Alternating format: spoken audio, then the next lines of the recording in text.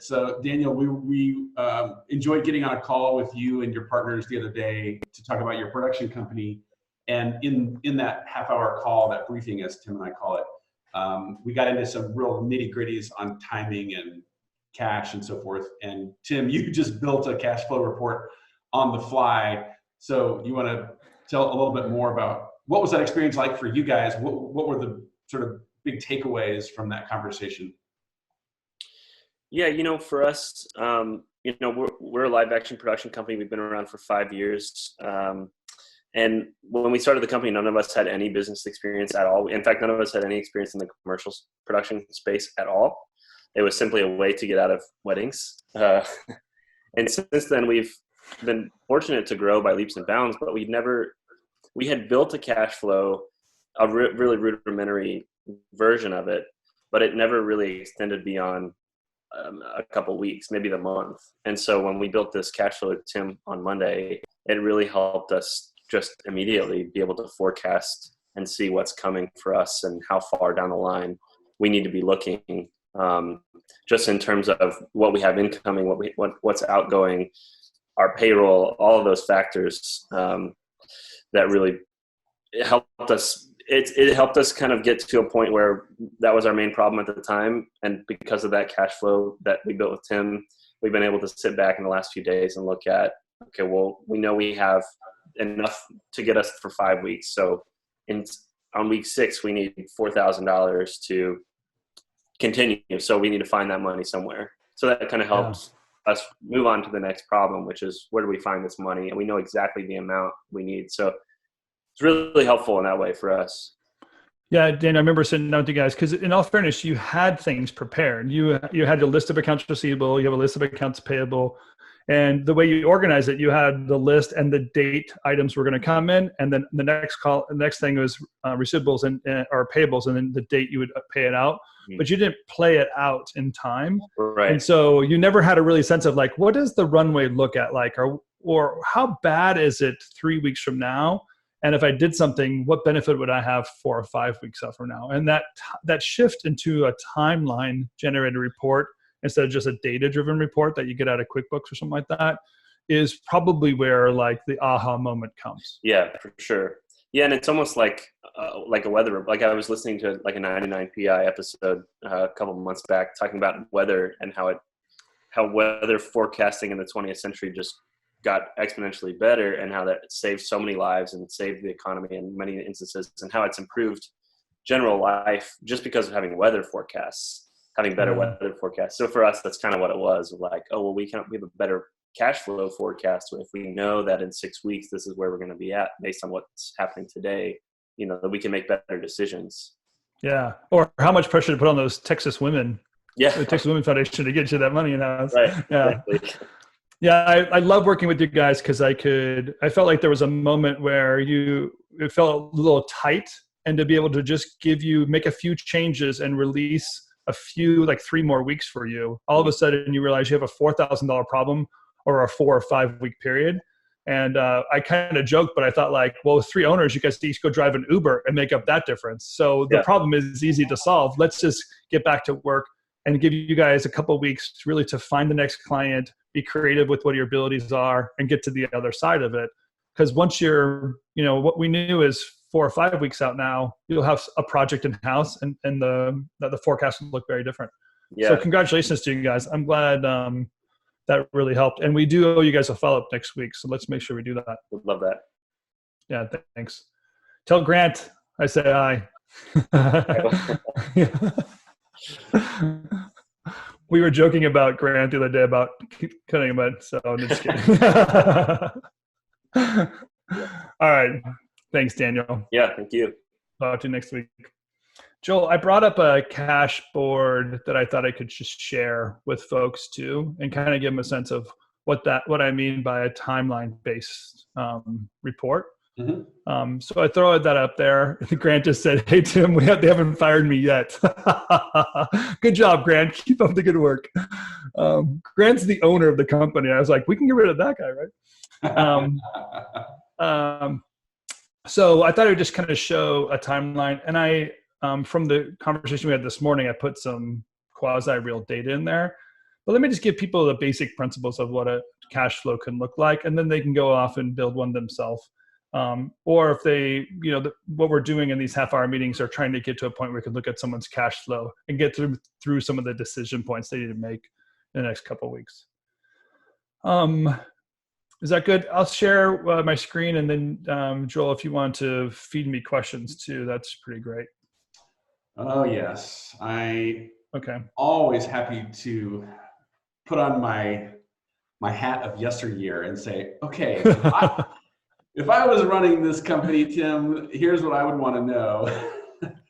Well, maybe between you and Marcel. Marcel was always a challenge when I was running his cash flows. Maybe it can be the honorary business owner role for me. We can gang up on Tim, Marcel. That sounds like fun.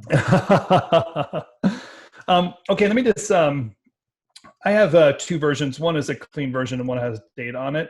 Let me just show the clean version and the formulas that I'm working from here. The top of my cash flow, I have really what I call the dashboard view. This tells me my starting balance each week, my receivables I'm going to get each week, any amount. I usually call this adjustment, but based on the conversation we had today, I just called it loans and debt. Any other place I'm going to draw money from or have to pay back money. And therefore, really, this last line here is the first line of my cash flow, which is the cash available for disbursement, or money I have available to put in, available in play. So if I take my sample company here, copy it, paste it in here, this company starts with a $24,000 bank account balance. These items here really now are the expense items for that company. And expense items, usually I put here are enough detail on the items I know have flexibility or are very static. So if I know that, for example, payroll comes out and I can't move payroll, I want payroll to be an item on this report. Rent is something that is usually very static. I can't move rent. I owe it every month, or I'm thrown out of the company. I mean, I'm thrown out of the building.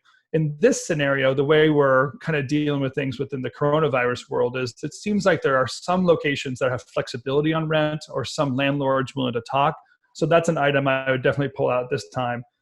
Accounts payable are items that you owe other people, very political, but sometimes able to be moved around based on location. Taxes, of course, are always due. The government will shut you down, and office expenses and so on.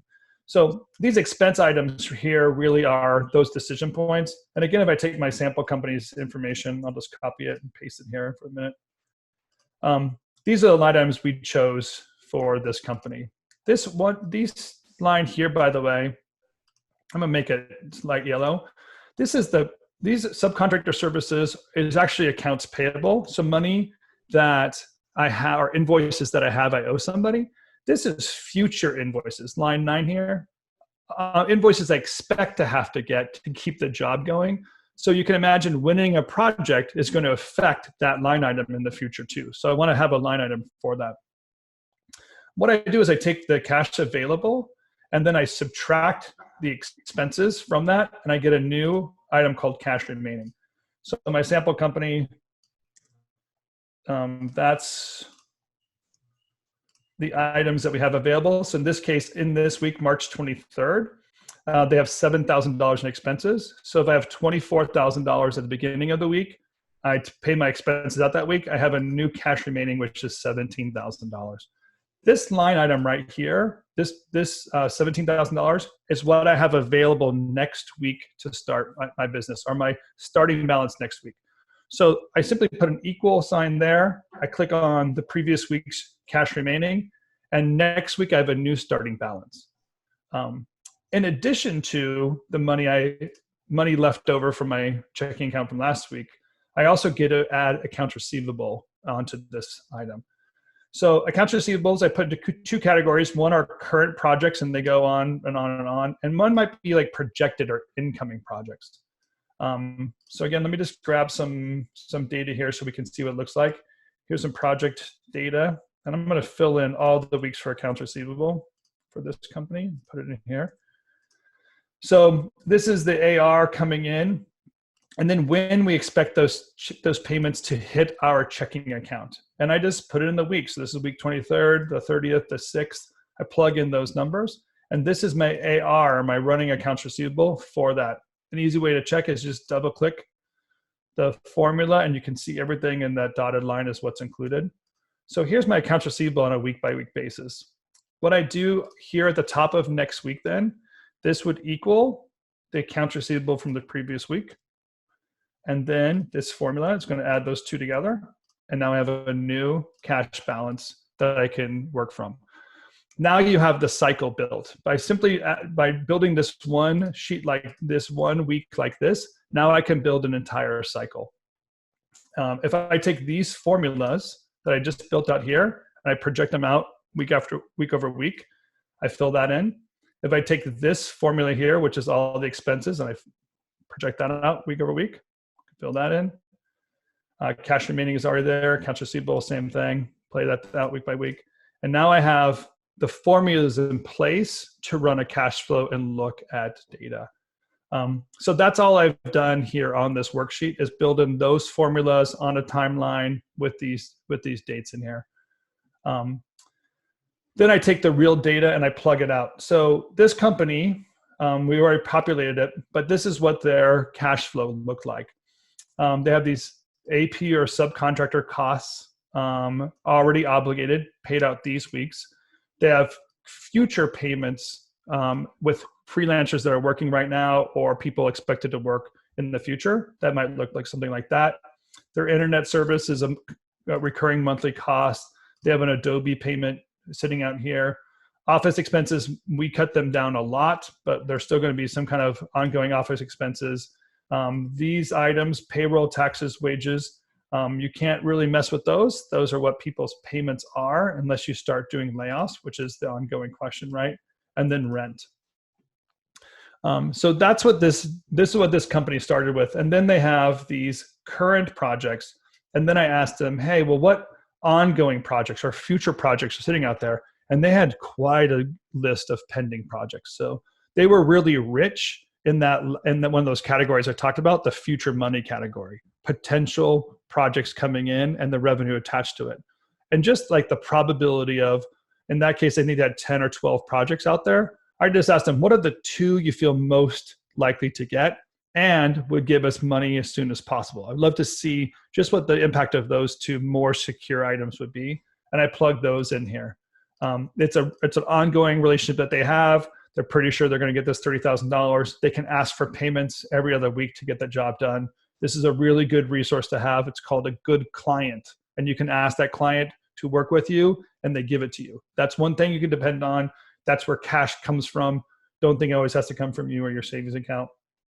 The second one is a project that's going to award really by next week, and they'll pay net 30. So that's why that payment is sitting out there. So just working with these variables in the accounts receivable, now I know the money I have available to work from.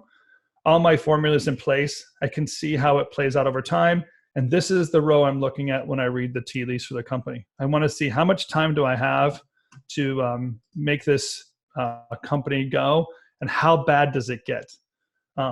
So clearly I have an issue here in 2 weeks on March 6th.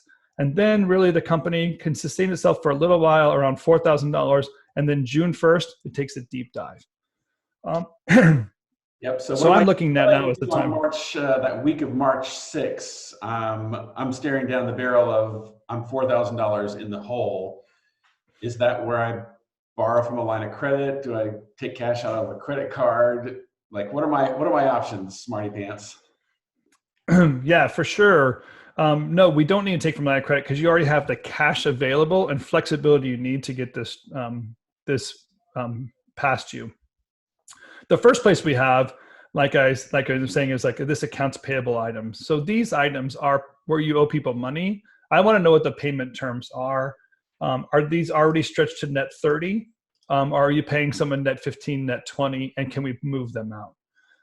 With some of these payments, like this last payment is something I know with them, we can move out 2 weeks just because of the person that they did the work, and they've worked with them before and know there's flexibility. So this payment we knew for certain we can move out. This $8,000 was a little tricky. There's a few items in there that we wanted to move around. And in this case, I actually took their AP, made a separate spreadsheet, and just talked through each of the contractors, what the obligation was. And what we're going to decide to do is actually call one of the vendors that we owe $6,000 to and see if they'll accept $4,000 now and $2,000 later. And we're just asking them to extend $2,000 2 weeks from now. So I'm just going to move the $2,000 there, and this $8,700 becomes $6,000. It's a favor you're going to have to ask, but again, that's part of your arsenal. Having a relationship with people, knowing that there's an honest conversation you can have, and some workarounds you can do. That's what we want to get to the other side of. And then lastly, this is a projected cost. It's related to this project that's in-house right here, this pending project. So if this money comes in, we definitely want to spend that money.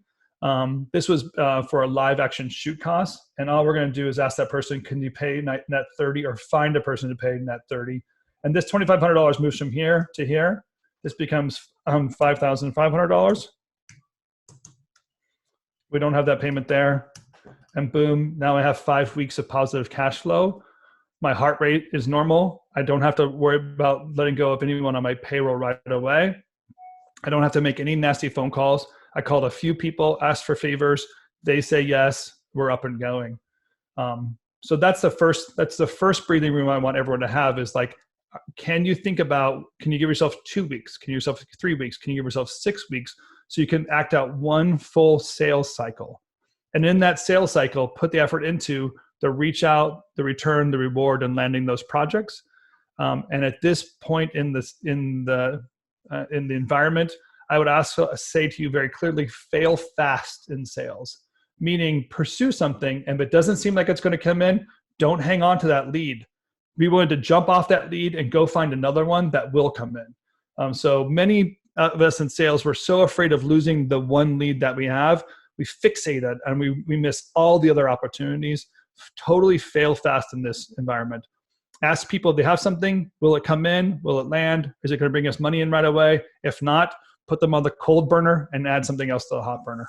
Well, I love what you're saying there, because Marcel, I'm kind of curious if you feel this way too. But when I see, wow, now I have 5 weeks where I'm not red, my brain kind of says, okay, so I've got at least 4, maybe 5 weeks to develop some other strategies. I can make those 10 calls out, like you said, Tim, call those 10 repeat clients that have always been there for me and see what I can scare up, because I know I've only got to come up with, well, maybe $10,000 or $15,000 to make it through the next month. So I'm not that bad off, actually. Yeah, you're exactly right. But if you look at this cash flow I have up, actually, I know it feels like 5 weeks, but that's not the next major decision point. If I look far enough ahead, here, June 1st, see that negative 23,000? I need to know how to solve that problem. As a matter of fact, I need to know how to solve this problem here on May 11th, because that's a cash flow week. A payroll week. See, this payroll is due that week, and I have to pay that payroll. So really, I have to be have some visibility or insight within the next 2 weeks. And the reason that is if I can figure this out, if I don't make a decision in the next 2 weeks or get anything else in the next 2 weeks to fill in that gap, I have to start realizing where my expenses are so I can cut them back. And I have to be able to cut back $24,000 in expenses here by June 1st. Which means I need to not spend that money leading up to June 1st. And that's the key part. The minute you start working with your payroll, when this paycheck is paid, it's actually for work they did in the past. So if I wanted to save $24,000 between now and June 1st, and I was working with payroll, what I need to know is this money here, this first week, that's already paid. I'm going to darken this one. That's work they've already done. I can't do anything about that. So I don't have any flexibility in these items. Forget about it. This next paycheck, I might be running on the edge right now to have any flexibility in that paycheck. So I'm going to say nothing I can do right now in that paycheck. But this April 27th paycheck, May 11th paycheck, and June 1st paycheck, I can do something about that. And so therefore what I need to know is before this pay period begins, or the work period leading up to this payroll begins, I have to make a decision. And if you're following a traditional schedule for this April 27th, that work's happening in this week here. It's these 2 weeks, the 4th and the 13th, that you pay out on the 27th. So I need to know, should I retain employees starting April 6th, the week of April 6th, in order to reduce this? And so as time passes, let's imagine time passing, and I have to start making that decision, I now know how much I need to cut back. Really, it's a $23,000 gap, and I have, by the way, if I kind of scan across these here, you can see down in the bottom corner here, different calculations that pop up. So I have $36,000 with expenses on this one line item, and I need to make up a deficit of $23,000. So really, if I cut my payroll down to half, I could make a big dent in this. So I'm gonna show somebody just what happens with payroll so they can see what that decision is, because there's a lot of questions we've been working from. And what I'm gonna do here is I'm just gonna take this payroll amount, and it's never this easy, but I'm just gonna divide it by half. Ways of working this out, by the way, is asking people, would you be willing to take a 40% cut in your paycheck or a 20% cut in your paycheck? This might be dropping off people that are non-essential. I know that sounds really horrible when I use those words, but really like non-project driven or non-direct cost driven people. This might be a time to look at that and know that as much as you hate to make that decision, that's what's there. Whatever it takes and whatever that margin is, it's a very different conversation to take place. I'm just showing how the math works here, and we could talk about that maybe in the future. But if I cut this down to half and I put those line items out here, now look at this, Joel. I've proactively made a decision that, look, I'm not down to zero yet on this pay period, but I'm down pretty close. And this is like what I talked to Daniel and his team the other day is, hey, how much time do we need in order to realize that now between now and June 1st, you have a $5,000 problem to overcome. And if I were to play out their now new expense items into the month of June, which would look something like, I think it would look like this, and keep it going. I just copied that pattern and pasted it forward. So, you know, I have a $5,000 issue, and then it goes back up to 23 and 30, and my burn rate keeps on going. But I have such now a long runway, I can make different decisions. That's what that payroll cut would mean, is giving you an extra 4 weeks or 5 weeks to keep the business going. And if some of those people can be shifted to a day rate or kind of flexibility, you might be able to retain them and still get them money, just not have that cash flow obligation tied to that workload. So here's an interesting question that I think is pretty practical. Is, let's say if I was to tell you, Tim, I have a client that I think whenever I reach out to them, they usually hand me a promo, and it's usually $30,000 to $40,000. But at night, it might take me a month to get it. If we were to drop that in there, what's my decision point? Meaning, if I don't have that project in hand by what date do I then need to make some tough choices? Yeah, sure. So let's say it like this. So I just put that promo here for you, Joel, 40,000. I just kind of have a notes field there.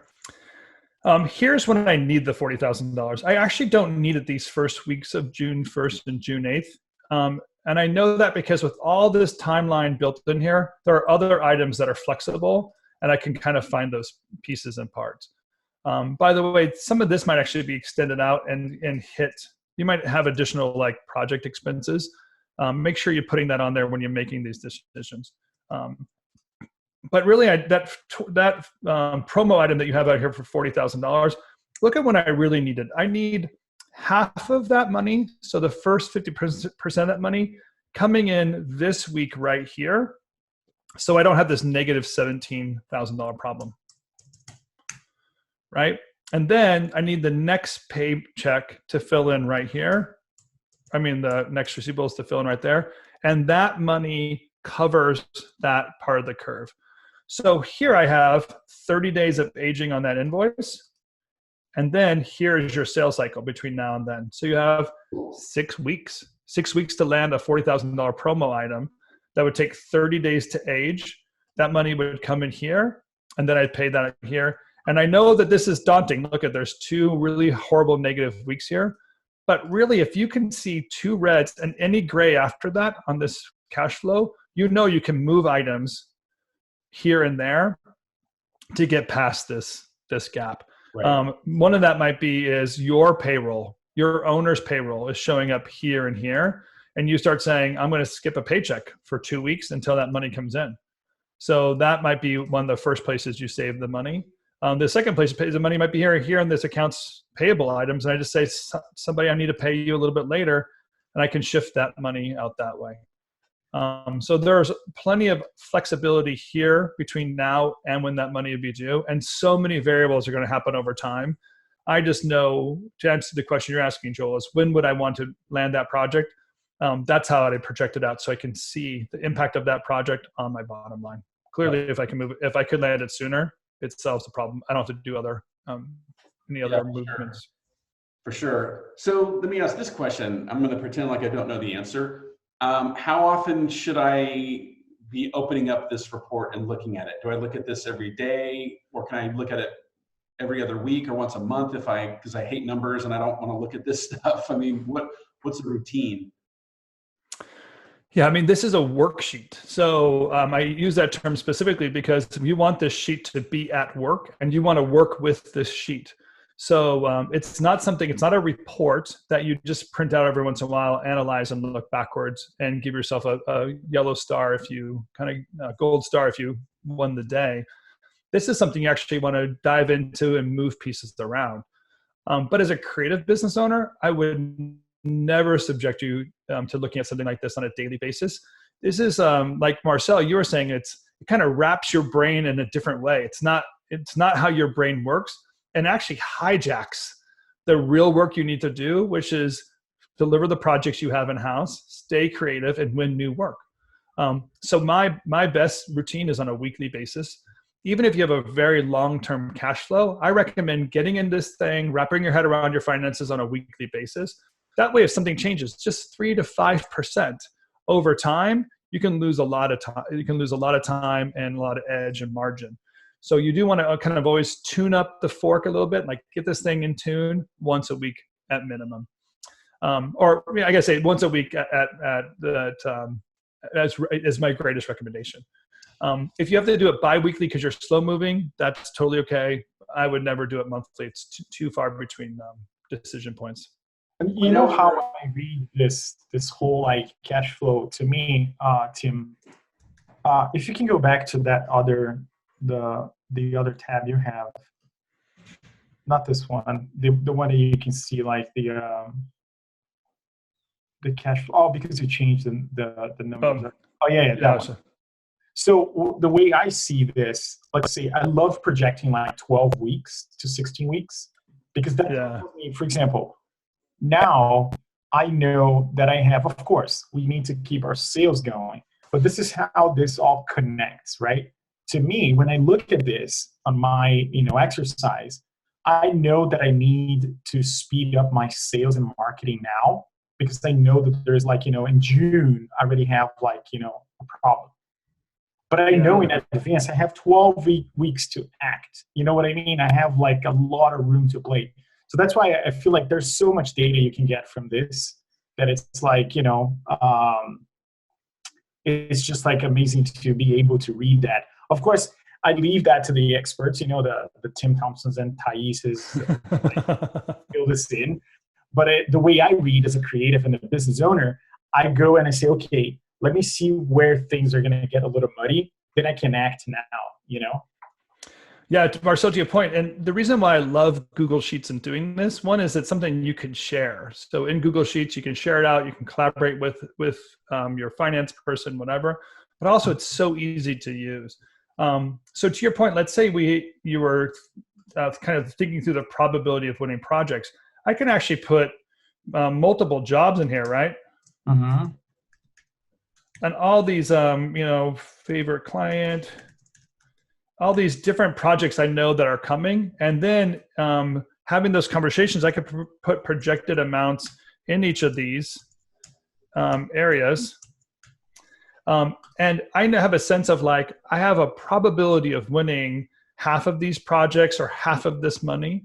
So really, if I have that listed out, I get a sense of like, well, I could kind of play with the numbers. If I win this, if I win that, if I don't. And this worksheet really allows me to, and this kind of top part of it here, this incoming projects, is really a sandbox. It's a place to like play around and guess through scenarios. Don't do wishful thinking like, well, I wish I had money like this, and then put it on there and think, therefore, someday it's going to come in. I want you to put items on here that you have some control over, or if you put more effort into it, you have a higher chance of winning it. This is how we make the decision of where to invest our time. Cool. Yeah, well, we're actually 2 minutes over our hour, so we should wrap it up. Clearly, sure. This is a very deep topic that could go down many, many different rabbit holes. But I hope everyone's gotten at least a sense of what's possible when you start to look at some very simple data and seeing how things play out over time. Obviously, Marcel, this has made a big difference in your business, hasn't it? Yeah, no, this is actually night and day.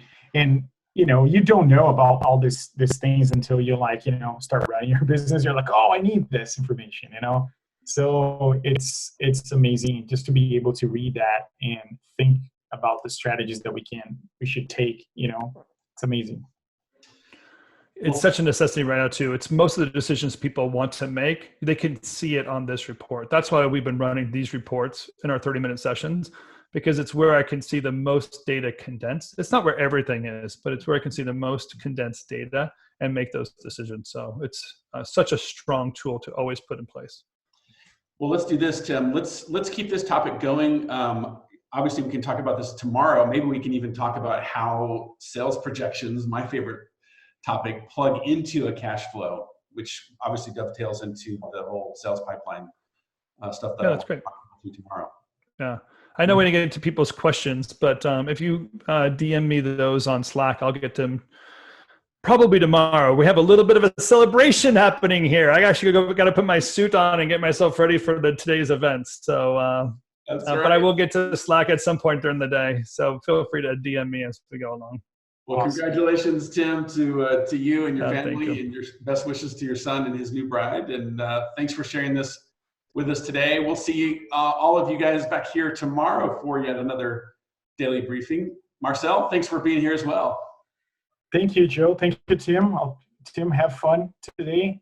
Thank you, Marcel. I want to see pretty pictures. Will do.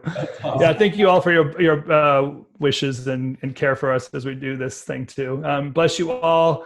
Keep up the good work. We love you, and you're encouraging all of us, so keep it up. Yep, and we'll see you guys all tomorrow, same time. Until then. Later. Bye-bye. Bye.